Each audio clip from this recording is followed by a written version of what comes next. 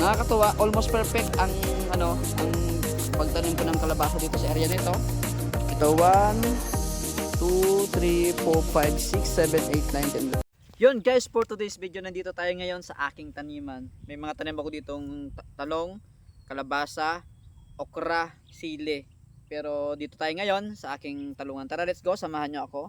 Ituturo ko kayo sa aking talungan.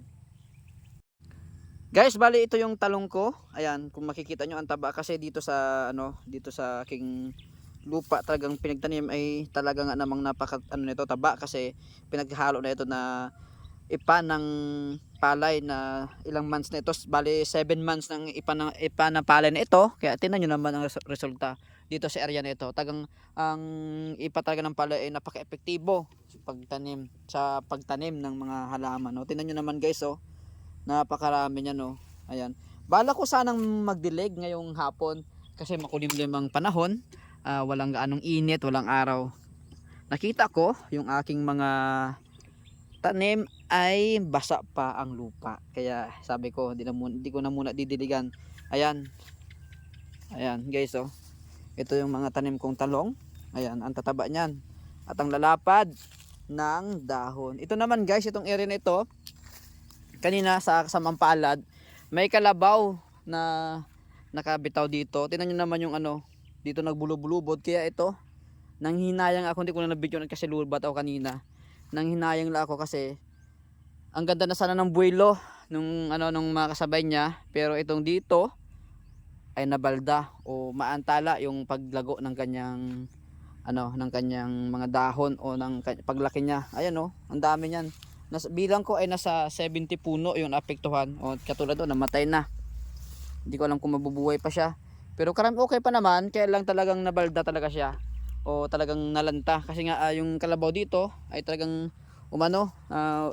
yung tali sumabi dito sa tuod na ito, yung tali, kaya yung parang siya bulubot-bulubot at nag-ikot-ikot dito sa area nito, at kaya yun ang akin talong ay naapektuhan. So sayang nga kasi titigas din kasi ng ulo ng may mga alaga dito na hayop. Ayan, ito yung mga kasabay nyo. Ito yung din naapektuhan at yung doon. Sayang. Ayan, oh. Ayan, medyo matataba na yan. Ito pa, oh. Ayun, oh. Guys, grabe. Oh, di ba? Ayan. Ayan guys yung mga tanim kong talong. Ayan, oh. Oh, di ba? Ayun. Punta naman natin guys yung yung tanim kong kalabasa. Actually ito kasi itong talong na ito na tinanim ko dito, binili ko na binhi na naka-tray. Kaya unexpected na kasi naantala din sa pag-abuno ko kasi marunong mag-abuno. Mukhang napersa sa pag-abuno. Kaya ayun, parang umunok talaga sa paglaki. Pero okay naman siya. Nakikita ko naman yung mga tanim kong talong before pa. Talaga matibay yung talong. Yun lang yung kagandahan sa talong. Kahit na magkaroon ng problema na katulad ng ganyan, tutubo pa rin siya basta alagaan mo lang. Punta naman tayo dito guys, sa aking tanim na kalabasa. Ayun naman, oh, grabe. Ito naman guys yung tanim kong kalabasa. Ayan. Hindi ko na muna dinidiligan kasi tingnan nyo naman, maganda pa yung tubo niya. Bali pa lang to, 6 days pa lang. Pero kung makikita nyo ang taba, napakaganda. Ayan, oh, ayan po. Nasa 7 days or 7 days pala ito na tinanim ko. Tingnan nyo naman, may resulta na. Ayan, oh, grabe. Nakakatuwa yung kalabasa.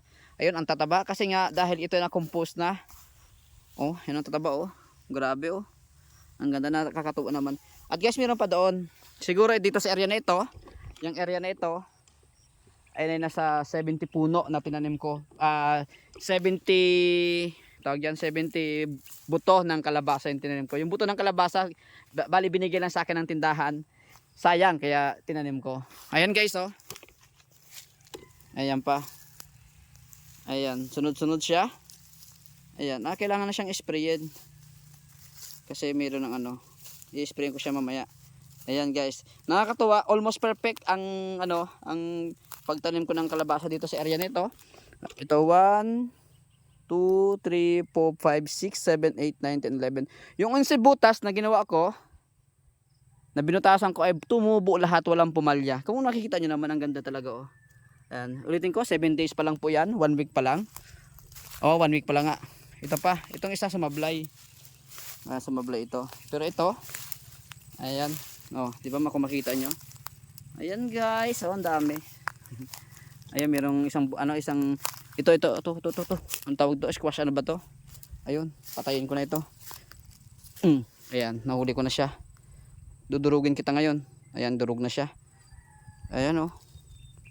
Ayan guys, nasa 70 puno lahat yan ang tinanim ko na ito. 70. Ayun. Nakakatuwa. First time kong, dati nagtanim na ako ng kalabasa, pero first time kong ganto kaganda ang tubo ng tanim kong kalabasa. Napakaganda. Kasi nga yun, binasalan ko ng 14-14 na abono. Kasi dati gusto ko talaga organic lang. Pero parang ako sa ganung sistema ko ay hindi ako kikita. Ayan, siyempre gusto ko rin kumita kaya ako naghirap. Di ba? Ayan, ganda oh. Ang ganda ng sibol, ang ganda talaga. Napakaganda. Ayan po oh. Tinutuhan natin daw mukhang mayroong may tao.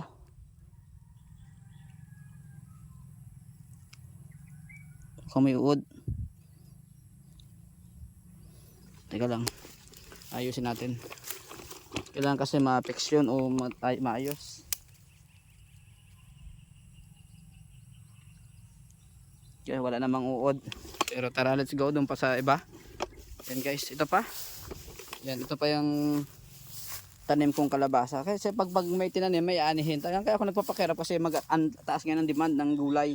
Lalo nakaraan ang kalabasa, mataas ang presyo dito sa amin. Yan. Yan pa. Ito hinuli ko na lang. Hindi ko alam kung mabubuhay pa ito. Bahala siya. Ang mahalaga, mas marami yung tumubo.